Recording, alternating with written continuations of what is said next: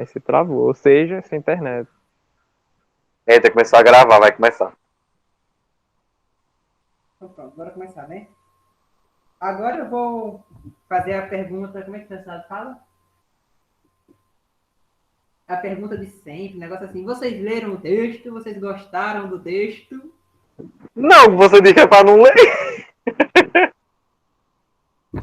Pelo menos finge que leu. Não tá vendo que tá gravando isso aqui vai pro YouTube? Sim, professor Davi. Vocês gostaram do texto? Não, professor Davi. Que mais montagem é essa? E só tem Eduardo aqui no quadro para participar. Eu tava atendendo o celular. E você saiu na hora da aula para atender o celular, Valdileide? Vou tirar um ponto seu. Claro, vai que é alguém morrendo, não posso fazer. Só tem ela em Nada, casa, vai morrer ela tem que alguém. atender. Não, e o pior é que só tem eu em casa, e aqui cada pessoa tem um celular. E pai tem dois. Aí ele sai de casa, o demônio, e deixa tudo em casa. Pois bem, vamos lá. Menos no seu rabo. Olha, eu quero saber onde é que você está aprendendo esse linguajar. Aqui nas popular. Ah, então Deus perdoa, Deus perdoa. Quero morrer, não. Então, tá bom? Onde é que eu silencio você, gente? Então, bora lá, gente. Bora começar, né? Esse capítulo 9... Raniel, por acaso você já leu o 8º? Porque se você não leu o 8º, vai ficar mais difícil ainda de você entender esse aqui. Não, o 8º eu li já. Pronto, perfeito. Então, o 9º capítulo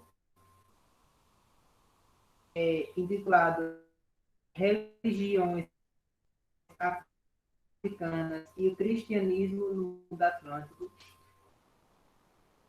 É uma continuidade, né, se a gente pensar bem... Ah, meu Deus, esqueci agora do negócio. De linguagem e da estética, né? E agora ele vai falar da religião. E ele fala logo antes de introduzir... aliás, introduzindo o capítulo, ele diz... Gente, eu vou ter que ler algumas partes, porque é muito extenso.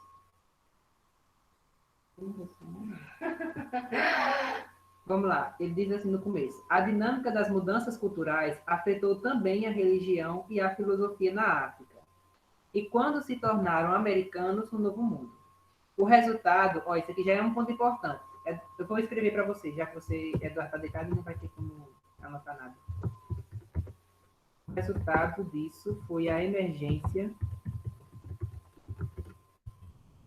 de uma nova religião afroatlântica. É só aqui que Davi tá muito baixo. Eu tô de fone, então, tipo... Mas tá meio baixo mesmo. Tá bom, vou falar gritando, gente, não se preocupe. Não, mas dá pra escutar, pelo menos. Não, tá dando mais porque tá muito baixo. Pra mim tá baixo, mas não tanto. Antes estava pegando normalmente, mas aí do nada ficou baixo. Talvez seja a internet dele. Será? Pode continuar, Davi, que é pra ver se melhora.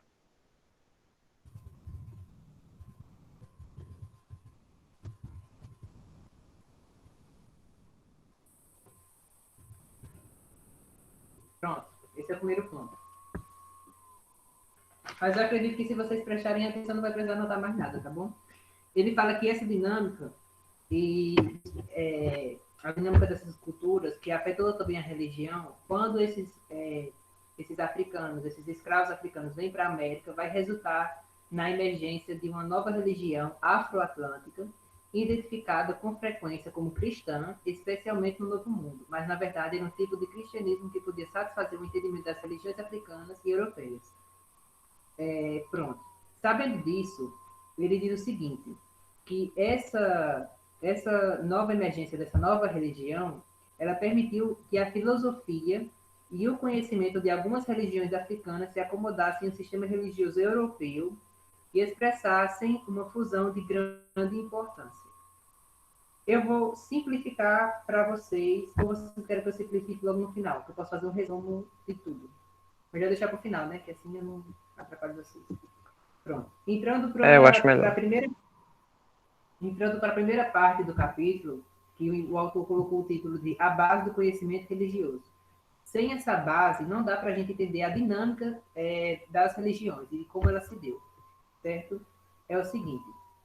Primeiramente, ele fala de alguns historiadores que diziam que a conversão dos africanos para o catolicismo só aconteceu quando eles vieram aqui para a América, né? Que aconteceu aqui na América, mas que, na verdade, ele fala, na verdade, isso já vinha acontecendo desde a África, né? Na própria África já havia as conversões desses africanos, como também já havia cosmologias lá na África.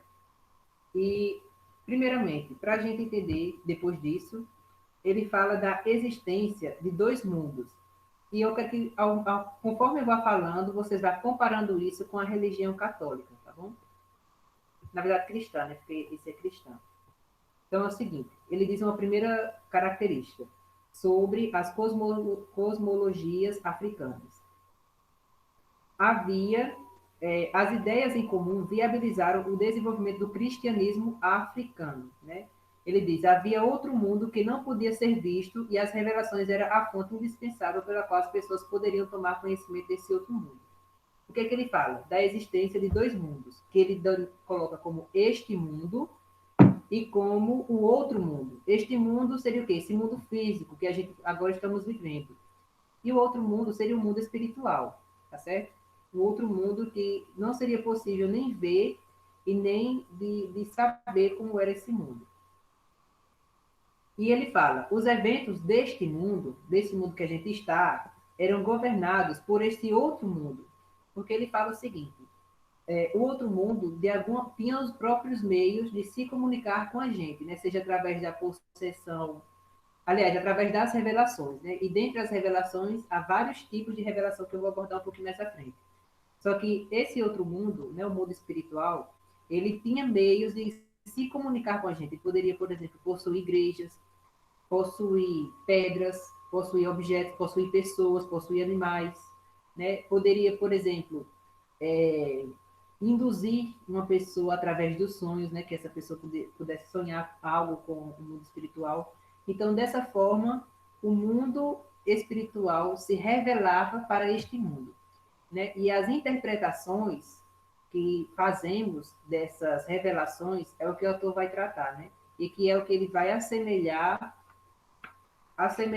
e dizer que, olha, essas revelações, elas foram a base da formação tanto da religião cristã, aliás, do cristianismo, como também foram a base das cosmologias africanas. Então, ele vai estabelecer, primeiramente, semelhanças, e até em qual ponto as semelhanças entre a religião cristã e o cristianismo africano eram semelhantes, e a partir de onde eles começam a se diferenciar. E é nessas diferenças que a gente tem que prestar mais atenção, tá bom? Para poder entender por que surgiu uma nova religião.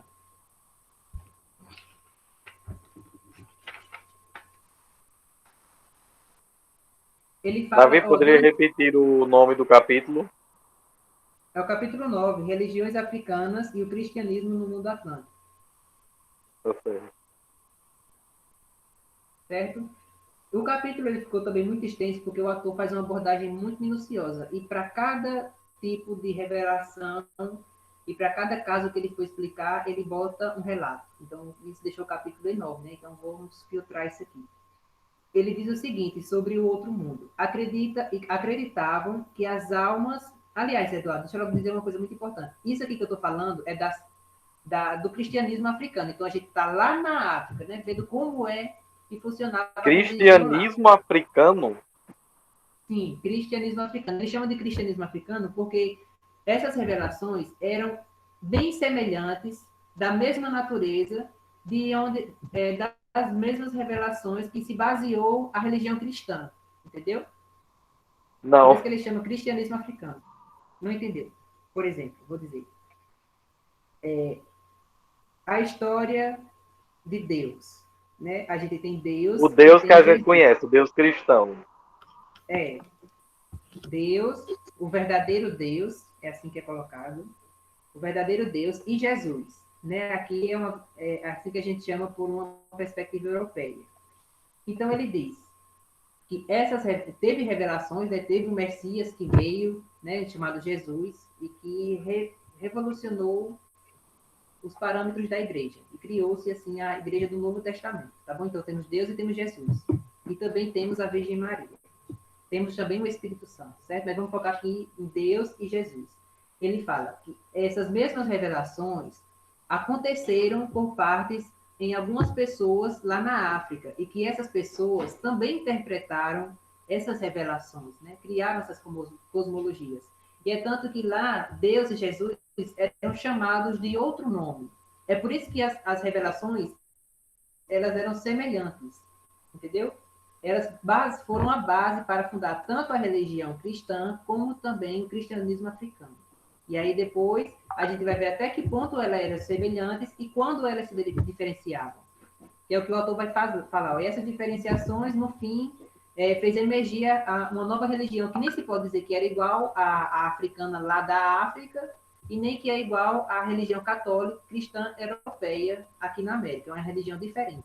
Tá bom? No caso, a religião afro-americana é a que vai ser o foco, né? Que não é nem totalmente africana e nem totalmente ocidental. Na verdade, Eduardo, a religião afro-americana é o resultado de todo o que o autor vai falar antes, entendeu? Ah, tá. A gente aqui está no começo, entendendo as dinâmicas das religiões. É isso que a gente vai ver, dinâmicas das religiões. E é por isso que a primeira parte do capítulo se chama Base do Conhecimento Religioso, que sem ele a gente não pode entender, não conseguimos entender como funcionou essa dinâmica, ou senão como é que surgiu essa religião. Aliás, ele fala cosmo afro-americana, que é para designar essa insurgência dessa nova religião. Tá bom? Eduardo?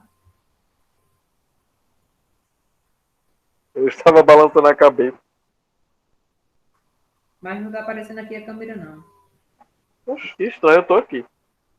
Mas tá, deu pra entender, pode prosseguir. Deve estar travado. Tá bom, então. Vamos lá. Ele primeiro fala assim, ó, ele está falando agora no capítulo sobre a existência desses dois mundos, né? Este mundo e o outro mundo. O outro mundo é o outro mundo espiritual. É tanto que ele coloca assim, ó, acreditavam que as almas do outro mundo estavam onipresentes, ou seja, estavam aqui entre a gente, porém invisíveis, e não podiam se comunicar com as pessoas deste mundo regularmente, né? Então a gente pode entender que as pessoas do outro mundo, os corpos do outro mundo, né, as almas dos mortos estão entre a gente, mas que elas não se comunicam regularmente, mas se comunicam às vezes, né? E são a partir dessas revelações que a gente vai ter as revelações, vai ter as interpretações, e as interpretações vão surgir linhas de pensamento, que é a formação de cosmologia, que é o que significa cosmologia. E ele fala, para provar que existe esse outro mundo, ele fala de uma mulher que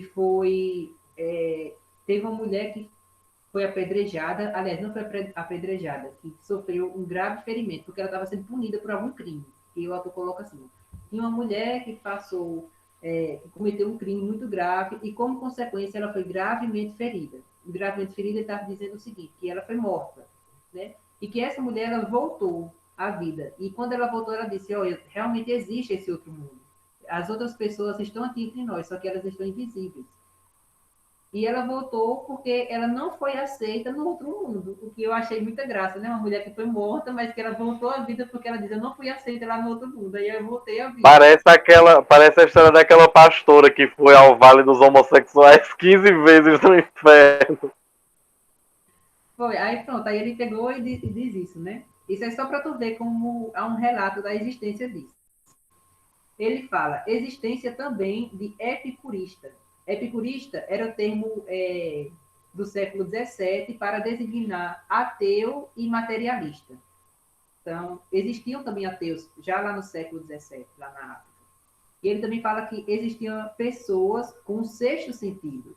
E essas pessoas com sexto sentido eram as pessoas especiais, né, com a qual o outro mundo se comunicava através dela, né, ou usando a sua voz ou a própria voz desse outro corpo. Essas pessoas podiam, então, relatar a seus companheiros a existência, natureza e estrutura do outro mundo. Era possível se comunicar também através de meios indiretos. Ele vai falar que esses outros métodos são os métodos mais sensíveis, no sentido de... Ligações interurbanas. Hein? Ligações interurbanas, esses métodos de se comunicar de forma indireta. Pronto, ele coloca, o outro mundo tinha meios de fazer com que as pessoas deste mundo o compreendessem. Porque a gente tem que entender uma coisa. Tanto as pessoas deste mundo estão curiosas para saber como é a estrutura daquele mundo, a natureza, se ele realmente existe. Então, a gente tem um movimento aqui de pessoas que estão curiosas para saber sobre o outro mundo, bem como o outro mundo, ele faz as revelações, certo? E essas revelações, eles, além de revelarem, não revelam de qualquer forma, revelam da maneira que faça com que a gente compreenda, ou que a gente faça as nossas interpretações com base que seja realmente aquilo que a gente interpretou, no sentido de tipo assim, eu vou dar uma dica a vocês, por exemplo, eu vou dar esse papel aqui, eu sou um espírito, vou dar esse papel a Eduardo, Eduardo vai interpretar ele, e eu sei que a interpretação de Eduardo vai ser aquilo que eu quero que eles vejam, entendeu? Então, é como se fosse Muito assim. Chico Xavier. Peraí que eu vou psicografar Davi. Se besta, né, de besta. Gente, o Valdelei já saiu, né, então... Mas enfim, tá sendo gravado. Pelo menos tá gravando. E ele vai falar o que são esses meios indiretos. Né? Tanto este mundo tinha os meios de se comunicar com o outro mundo, como também o outro mundo tinha outros meios de se comunicar com este. Né? E ele fazia isso tanto através das pessoas, como também através dos animais, de objetos, da possessão de pedras, ou da revelação de pedras, ou através da possessão de igrejas e de... Ele chama igreja, mas também chama outro nome. Eu vou chamar de espaços aqui, que eu não lembro muito bem. Tá bom? Mas, enfim. E quais são esses meios indiretos? Ele coloca, podia incluir sonhos ou instrumentos de eventos neste mundo para transmitir mensagens que todos entendessem. Né? Ou seja, um presságio. E esse presságio ele vai ser abordado mais à frente como os tipos de revelação. Tá bom? E ele vai trazer um breve resumo que eu vou ler para vocês, caso vocês não estejam entendendo muito bem. Ele fala, todas essas variações, essas várias comunicações têm forma de revelações. A revelação é uma informação sobre o outro mundo, sua natureza, suas intenções perceptíveis para as pessoas deste mundo, por meio de um ou outro canal. As revelações fornecem a este mundo uma janela para o outro. As informações assim reunidas constituem, então, dados fundamentais para a construção de uma compreensão geral da natureza do outro mundo e de seus habitantes, ou seja, uma filosofia. Uma percepção clara de seus desejos e intenções para que as pessoas obedeçam, uma religião. E um quadro mais amplo dos trabalhos e da história de ambos os mundos, uma cosmologia. É, então, através de revelações que as religiões são formadas, e também é por meio delas que sofrem modificações. Tá certo? Eduardo? Não, você não pode fazer assim, Eduardo. Eu aposto que você está fazendo isso aqui. Você tem que falar, porque eu não estou vendo você. Meu Deus. Era exatamente o que eu estava fazendo. Mas eu entendi. Pronto. Então, seguindo o capítulo, ele fala, os conceitos cristãos estavam fundados... Peraí. Olha a cara de quem passou a tarde inteira perdendo o smite. Pronto, pode continuar. Bicho safado. Pronto, ele diz, os conceitos cristãos estavam fundados em uma série de revelações, cujo registro estava contido nas Sagradas Escrituras. Então, ele está falando aqui da fundação da religião cristã, que se deu através das revelações. Desde, por exemplo, Moisés, quando teve as revelações das tábuas, desde, por exemplo, dos profetas, né, que foram pessoas que até, por meio de dizer, possuídas, que tiveram essas revelações. Então, ele está falando agora da religião cristã, né? De mostrar de como a religião cristã também foi fundada através de revelações. Sobretudo, que estavam consolidadas nas Sagradas Escrituras. Essas revelações as pessoas anotavam, escreviam, de modo a se preservar. E aí eles faziam as suas interpretações, a sua filosofia, e faziam também as cosmologias. Mais adiante, ele diz que esses conceitos cristãos estavam fundados em uma série de revelações cujos registros estavam contidos nas Sagradas Escrituras. Podia ser revelações aos profetas, transformação com a vinda de Jesus, e que também essas revelações elas continuaram mesmo depois da subida de Jesus. Né? Ele fala, padres e doutores, suas palavras também consistiam em revelações do outro mundo. Mas também tinha revelações menores. Ele diz que essas revelações menores estavam dadas na forma de sonhos, de conjunções de eventos. Espera aí, eu tenho uma dúvida. No caso, o cristianismo africano, esse que você está falando, ele vai ter semelhanças e diferenças. No caso das diferenças, ou pelo menos uma parte assim que vai destoar um pouco, é o maior contato existente entre o mundo espiritual do que o cristianismo que a gente conhece? Não. Na verdade, Igual? Ele vai dizer que o problema todinho, aqui ele está falando da religião cristã, ele está dizendo, a religião cristã foi fundada também com base nas revelações, que está consolidada nas Sagradas Escrituras. Desde as interpretações de profetas, ele está explicando para a gente como foi que se fundou a religião cristã. E depois... Ah, tá, porque eu estava tentando relacionar com a questão africana já. Não, ele depois vai falar que a religião africana também foi da mesma maneira, através de revelações. A palavra-chave é revelação, tá entendendo? Aí depois ele vai dizer, ó, vai comparar as duas, vai similarizar as duas, e depois vai dizer o que foi o problema, qual foi o problema que se gerou, onde foi que elas se diferenciavam. Isso é mais à frente. Eu estou explicando agora a religião cristã, você está entendendo? Pronto. Então ele diz que a religião cristã tinha os tipos de revelação, né? E as revelações poderiam ser dadas através dos profetas, e que também o cristianismo se transformou com a vinda de Jesus, e que os padres e doutores também foram pessoas que tinham esse sexto sentido, né, de se comunicar. Ele dizia, ó, as palavras desses padres, desses doutores, também consistiam em revelações do outro mundo. E aí ele fala também de umas revelações menores, que poderia ser na forma de sonhos, de conjunções, de eventos, aparições celestiais, como, por exemplo, né, a aparição da Virgem Maria, ou aparições de alguns santos, tem sempre essas histórias. E coisas semelhantes eram mensagens divinas, como as Escrituras, entendeu? Ele está falando aqui das revelações. E aí ele vai dizer que essas semelhanças diminuíram as dificuldades de aceitação por parte de ambas, europeias e africanas. Contudo, nem sempre concordavam, eram com a validação de qualquer revelação.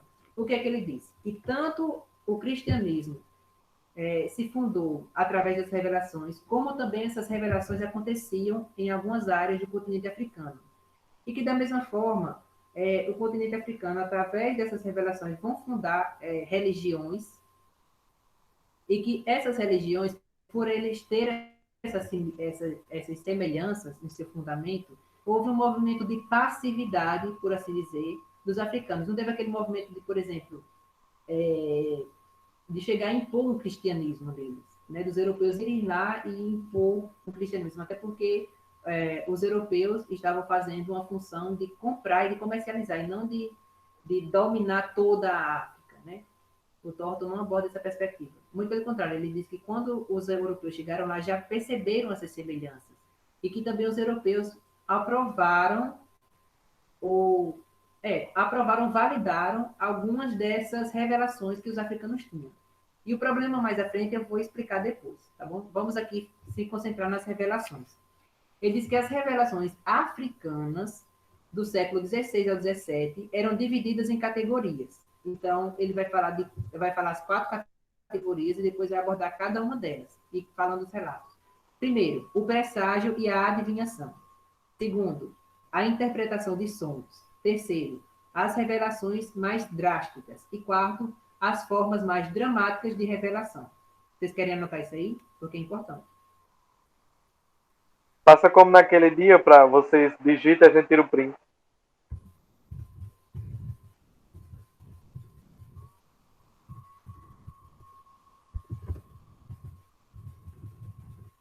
quando Davi vai digitando, ó, joga assim, que eu lhe conheço.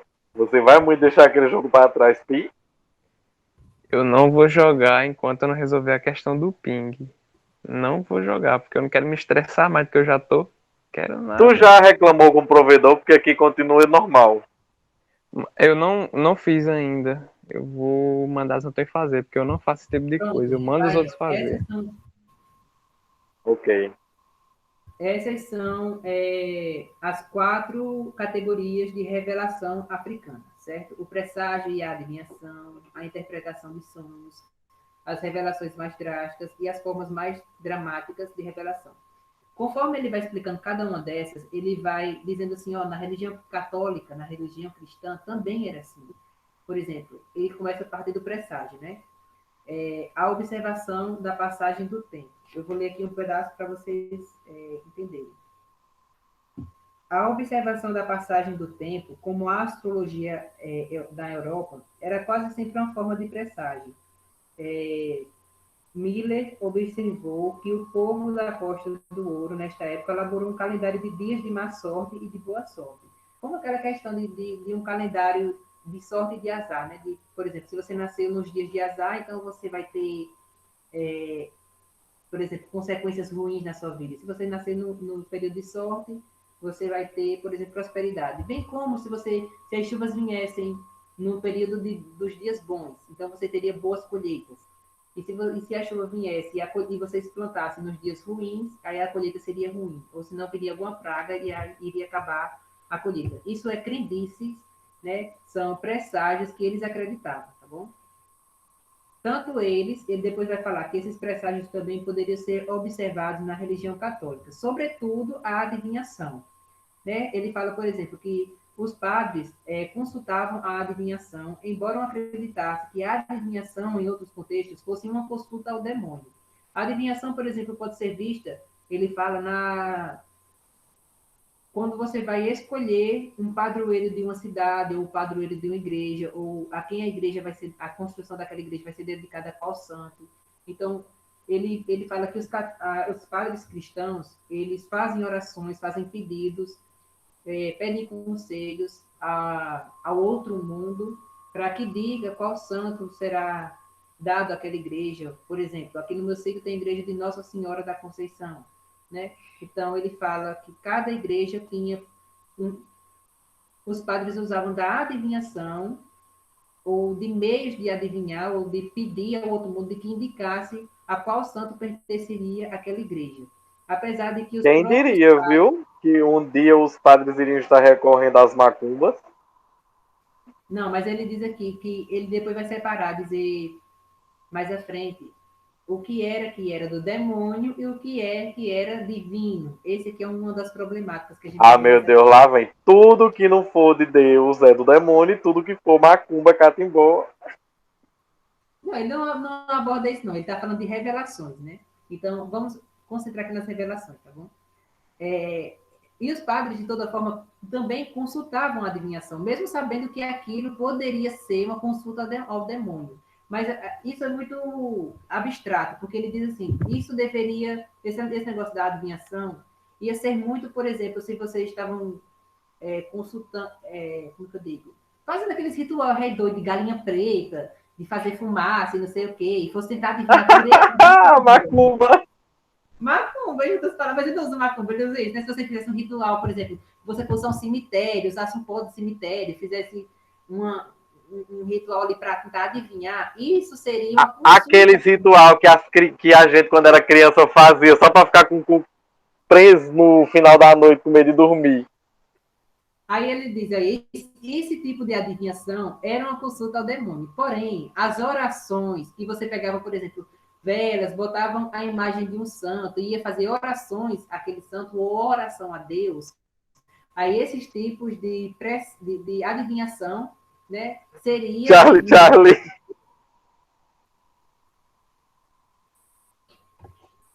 Pode Continuando. prosseguir. Hein? É que o Raniel botou aqui no chat, Charlie, Charlie.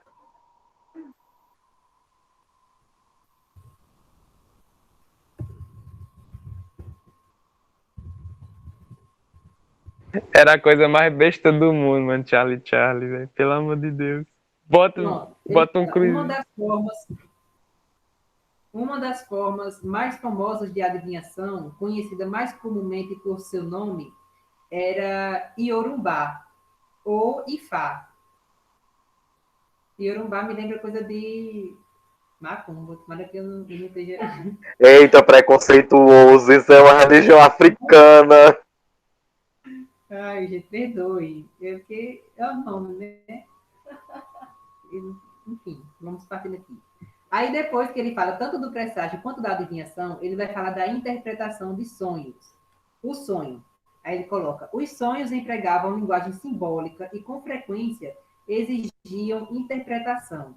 Além disso, como todo mundo sonhava, eles ficavam atentos aos sinais. É aquela questão de dar credibilidade, certo? Porque assim, uma pessoa que interpretava sonhos tinha prestígio.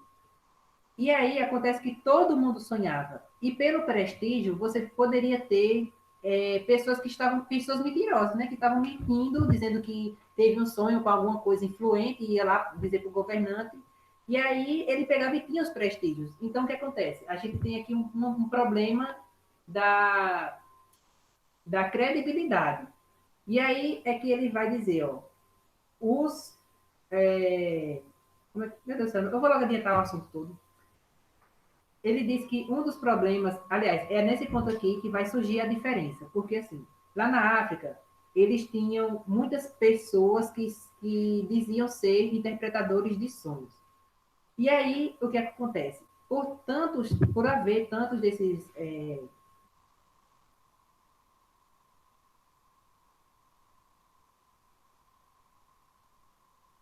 Travou.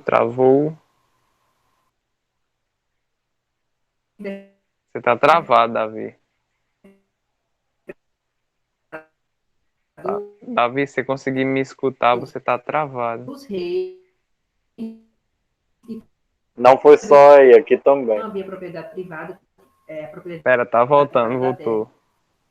Davi, está ouvindo a gente? Pronto. Aí o que ele diz? Como todo mundo. Não diz nada não, Davi. Ah, agora volta. Travou tudo, você vai ter que repetir o que você falou, que a gente não entendeu nada. Tá bom, eu repito. Lá na África, interpretação de sonho, quem fosse interpretador recebia privilégios. E aí, todo mundo começou a ser, por assim dizer, interpretador de sonho, que dizia, eu sonhei com tal pessoa que já morreu há tanto tempo, eu sonhei com a premonição de tal rei. E aí, esses mentirosos mentiam por causa dos privilégios que havia para quem realmente era interpretador Ei, de sonho. pare com isso. Não me chame de mentiroso, porque eu lembro da época que eu trabalhei com o jogo do bicho e eu precisava ficar dizendo, né? Você sonhou com o que hoje? Que era para eu dizer o bicho que a pessoa tinha que jogar. Aí, por isso, ele fala aqui, ó, esse processo acabou que os reis pediam constantemente a comprovação desse dom especial dessas pessoas, né? Eles pediam para toda hora estarem provando essas interpretações. E aí é que foi o problema, porque não havia propriedade privada na África. Portanto, houve um clero fraco lá na África. E o clero, além de estar fraco, necessitava de toda hora estar provando aquele dom, né? De estar interpretando aquele sonho. Agora, tínhamos dois problemas. As pessoas que realmente tinham esse dom, elas tinham prosperidade, né? E conseguiam sempre ter os privilégios. Vocês estão conseguindo me ouvir? Agora estamos, só que Sim. deu umas travadas antes. Mas vocês estão entendendo o que eu falei? Sim, eu tô. E Ranieri? Também. Pronto. Aí a gente vai ter dois tipos aqui de interpretadores, né? Os mentirosos e os verdadeiros. Aqueles verdadeiros sempre conseguiam, como que fala essa palavra? Os privilégios, né, dos reis. Os reis davam privilégio a eles, muitos ficavam ricos. E aqueles que eram mentirosos, que eram usados, por assim dizer, ou que eram possuídos uma vez e nunca, esses viviam em pobreza, né? Em constante pobreza. E aí acabou que, por exemplo, acontecia vários casos lá na África. Se um mentiroso tivesse uma interpretação com algum rei, aí o rei chamava essa pessoa e essa pessoa estivesse mentindo e na hora lá ele não conseguisse interpretar o sonho do rei, aí o rei mandava matar, né? Mandava dar uma pisa e matar o vagabundo. E aí... E a cara de Dudu? Meu Deus do céu, gente. Adoro moído. E aí ele vai falar que esses sonhos geralmente continham relatos de conversas, né? Da pessoa que estava sonhando, aliás, do sonhador e da pessoa com quem ele estava sonhando. Né? E esses relatos de conversa eram muito importantes, porque neles poderia haver presságios, poderia ter revelações. Aliás, isso já era uma revelação. Isso mostrava, por exemplo, a existência, de fato, de um outro mundo, mostrava que aquele outro mundo havia uma estrutura, porque mais à frente a gente vai falar da estrutura desse outro mundo, e sobretudo de como funcionava esse outro mundo, tá bom? E aí ele vai falar agora das revelações mais drásticas. As revelações mais drásticas eram visões e ouvir vozes. Eu não vou explicar isso tudo bem direitinho, porque eu acho que vai ficar muito extensa a aula, tá bom? E agora, as revelações mais dramáticas eram aquelas dadas pelos médiuns e por objetos possuídos ou por santuários possuídos. Eu queria que vocês estivessem anotando cada um desses, gente. Tipo assim, o que era a interpretação do sonho, como se dava. Eu posso mandar foto do meu resumo depois, tá bom? As revelações mais dramáticas, elas eram dadas pelos médiuns, certo? Existia a mediunidade, a possessão de objetos, a possessão também... Como é a palavra? Mediunidade. Né? Ah, tá. E também a possessão de santuários. E cada um ele relata, por exemplo, ele diz em 3 casos lá na África, ele vai relatar cada um, ele diz, tal santuário de santo não sei o que foi possuído, e as pessoas de lá começaram a ouvir vozes, começaram a perceber sinais dos animais, começaram a perceber sinais, por exemplo, nos ataques dos animais, né, na possessão do animal, começaram a perceber, por exemplo, se a capela, ela tinha, por exemplo, as luzes todas apagadas de vez, como se fosse algo do sobrenatural tentando se comunicar. Misericórdia, quando é que sai esse filme? Eu quero. Né? Ele fala, então ele está falando aqui de objetos possuídos. Ele fala até de, por exemplo, que uma pessoa foi possuída e acabou encontrando uma pedra em formato de cruz preta, entendeu? Uma pedra nunca via, então, portanto, eles sabiam que aquilo ali era algo do outro mundo, entendeu? Pronto. Eu quero que vocês entendam muito bem essa parte, porque é importante. As revelações, né? Os 4 tipos de revelações. E aí, nesse último, as revelações mais dramáticas, ele vai falar tanto da possessão quanto da mediunidade. Ele fala da possessão todos esses aspectos. Possessão de animal, possessão de pedra, possessão de objeto, possessão de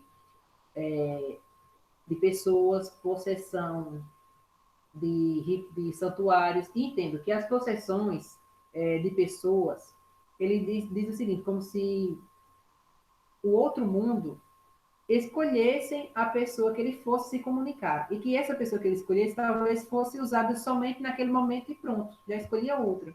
Isso poderia ter implicado, por exemplo, na credibilidade desse médium, que só teve esse único momento de possessão. Entendeu? Isso também tinha essas problemáticas. E aí ele fala sobre a mediunidade. Desempenharia uma função na fusão das tradições africanas, especialmente quando médiuns possuídos por santos ou ancestrais advertiam seus descendentes a adotar práticas cristãs. Aqui nesse momento ele diz que vários médiuns tiveram visões ou foram possuídos e eles diziam, sigam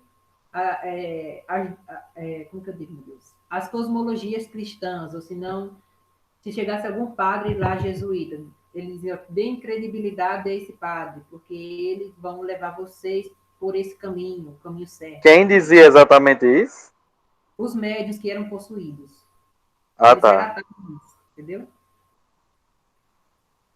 Ó, ele fala que esses médios eram possuídos geralmente por santos ou por ancestrais. E esses ancestrais muitas vezes também possuíam essas pessoas e diziam, olha, eu e todo a minha ancestralidade, por exemplo, 3 reis anteriores a mim, fizeram práticas que não agradou esse outro mundo. Portanto, vocês sigam as indicações ou as advertências, por exemplo, desse padre jesuíta que chegou nesse local, porque ele sim vai levar vocês para um outro caminho, o caminho do bem, como ele chama.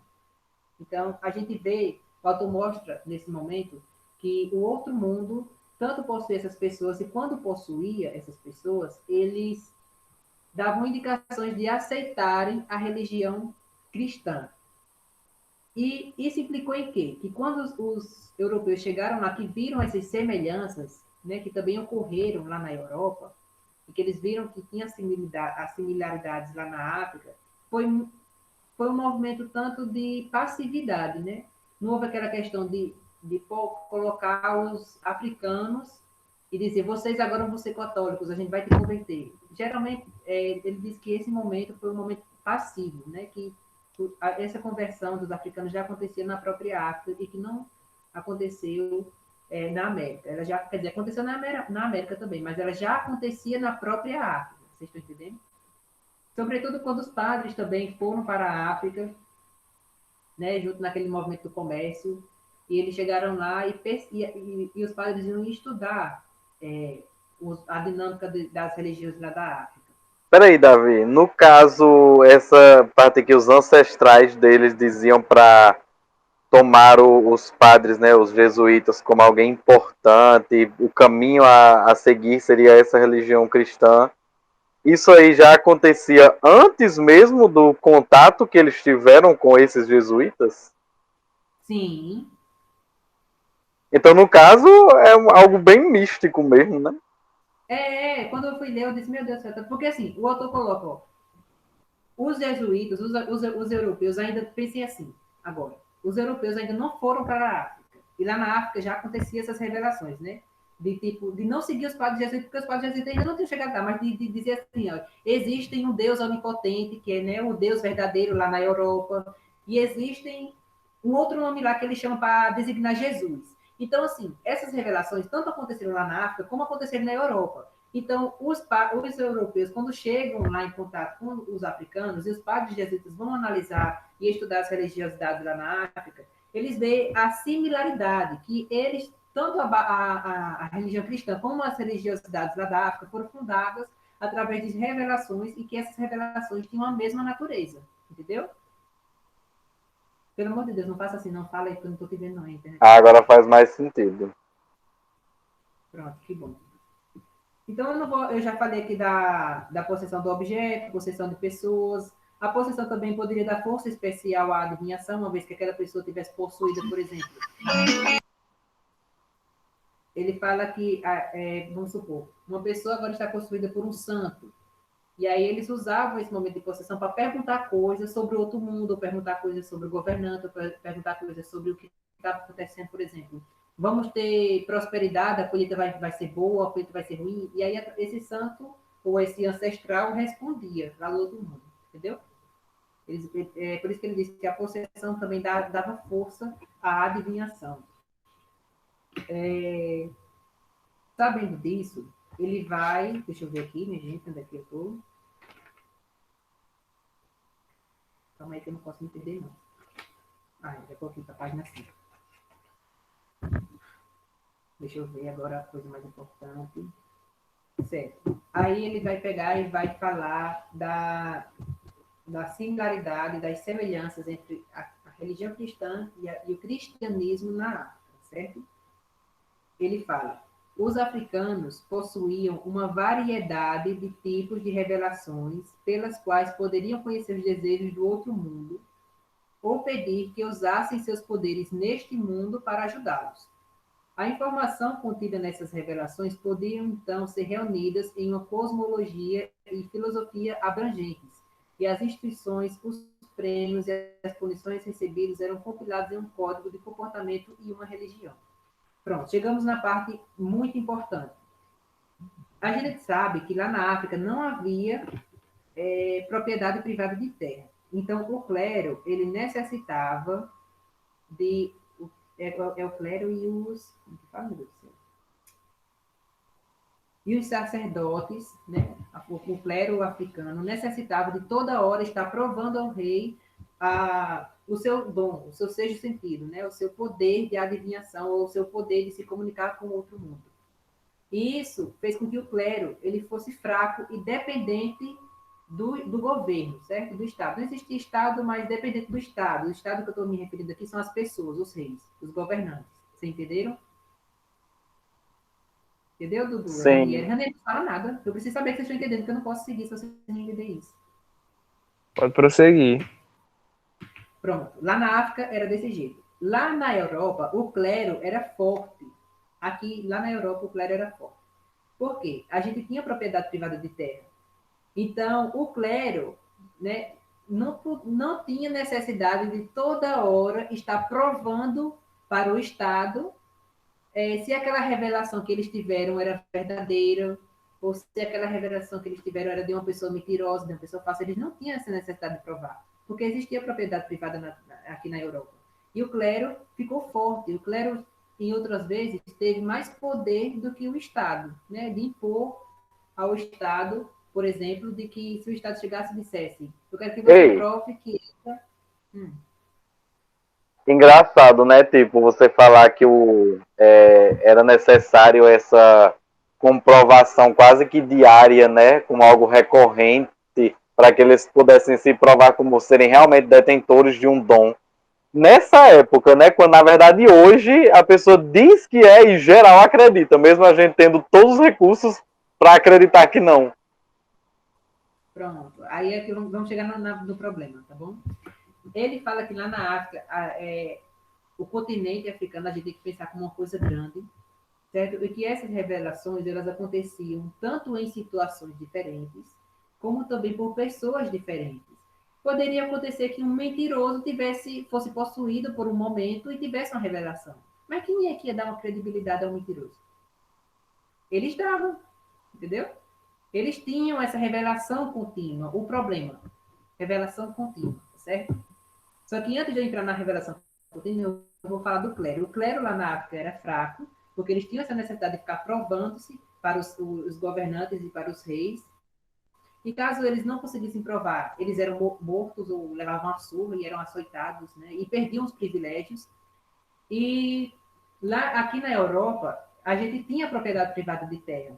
E o poder do clero aqui foi forte. O clero se firmou aqui.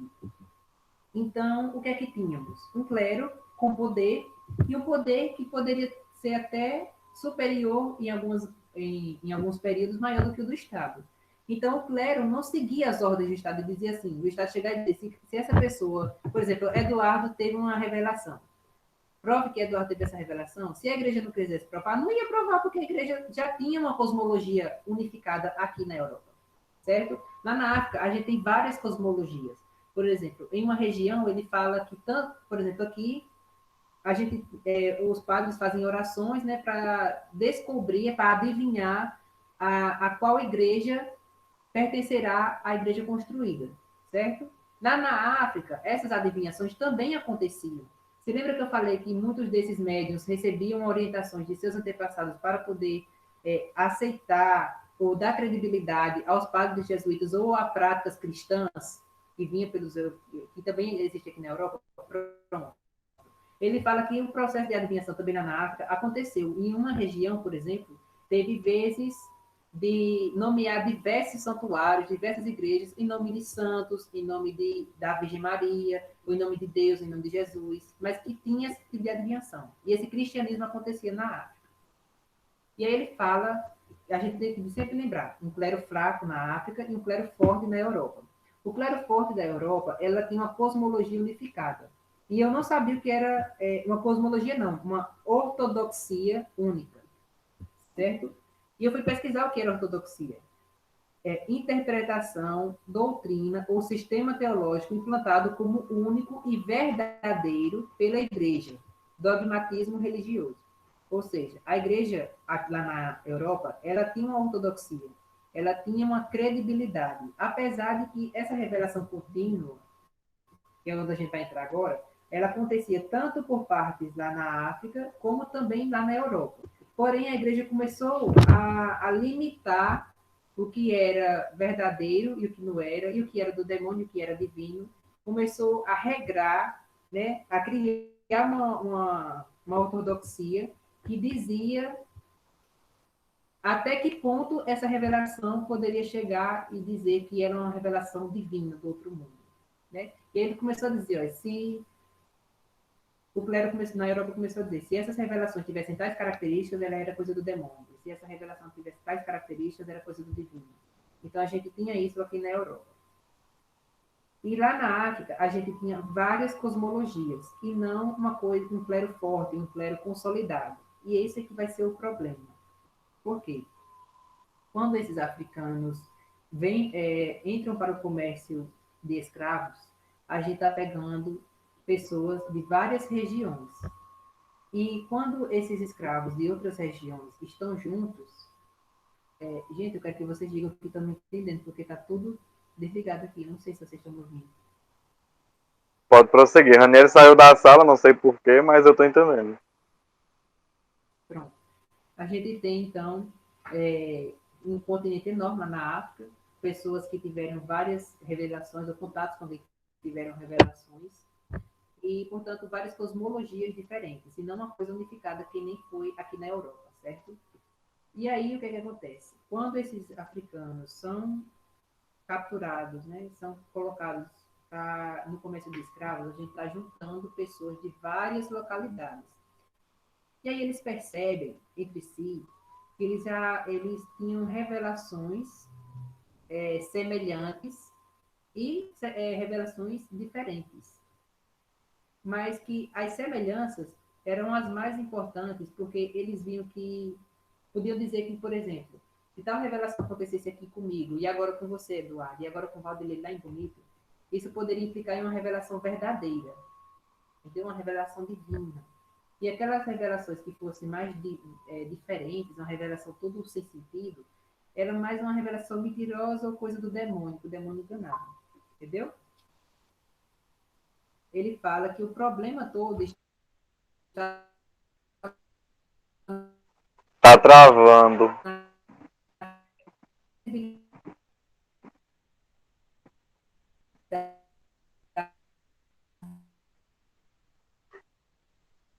Quando você retornar aí, eu digo. E eu vou procurar aqui. Davi? Oi.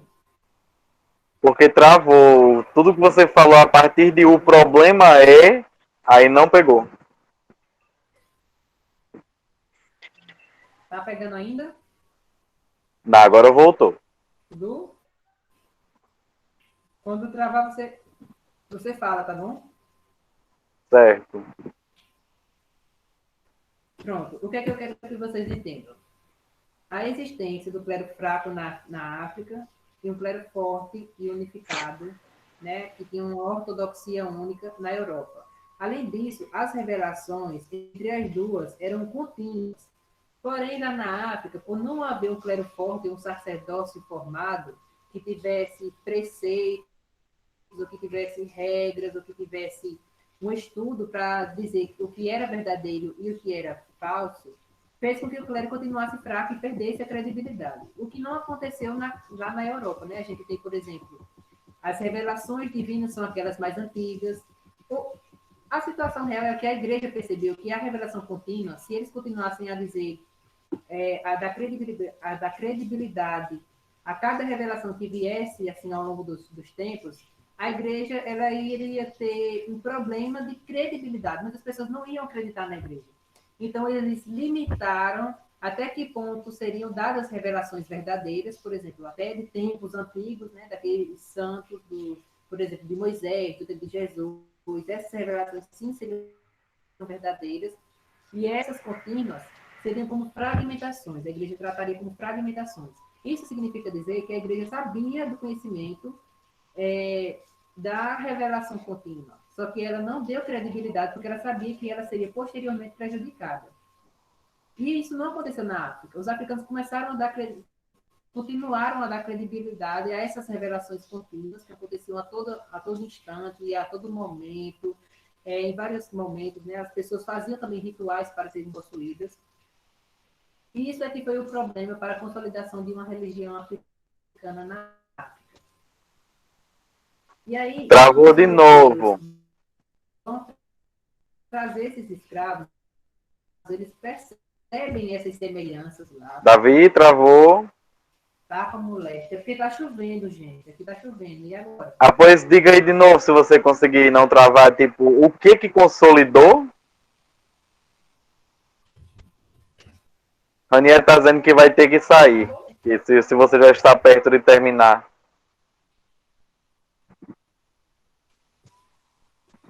Ih, avacalhou.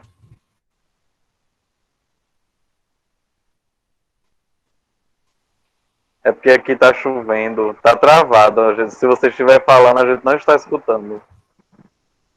E não sei nem se tu tá escutando eu. Pois pronto, eu não vou apressar ninguém não, então eu vou ter que sair agora, tá? Mas obrigado aí pelo tempo, pela explicação e tamo junto. Boa noite para vocês. Boa noite. Não, tô falando aqui. Voltou? Já destravou?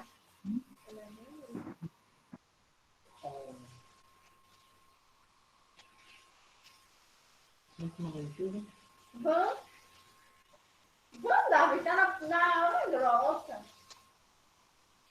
Vamos, depois que dá essa aula. Vamos. Vou desligar as coisas, né, Camila?